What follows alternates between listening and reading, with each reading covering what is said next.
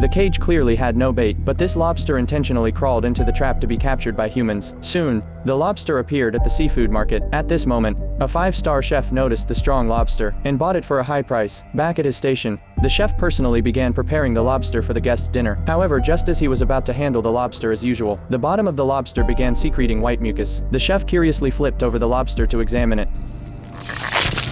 He quickly wiped the mucus off his face with a towel, and angrily ordered his staff to dispose of the lobster immediately. After the chef left, the staff handed the lobster to a new employee. The intern didn't know how to handle it, so he used a crusher to send the lobster down the drain. As a result, he was splashed with the white mucus. Then, satisfied, he saw the lobster flow into the drain and left. Soon, the chef began plating the food, but for some reason, his fingers started trembling uncontrollably. Thinking it was due to lack of rest, the chef decided to step out for some air. At that moment, he suddenly remembered the mysterious mucus inside the lobster. The chef immediately rushed to the hospital, but fainted on the way. Meanwhile, the assistant, who had wiped the cutting board with the mucus, also began experiencing the same symptoms. Although he was sent to the hospital, he still passed out. What was even more shocking was that the doctors couldn't find the source of the problem. The doctor collected the black substance that the patients had vomited, and upon examining it under a microscope, was horrified to find that the blood cells had been consumed by some kind of virus at a visibly fast rate. Later, the doctor learned that all the restaurant staff had fainted after coming into contact with the infected lobster. Desperate to know where the dead lobster had been thrown,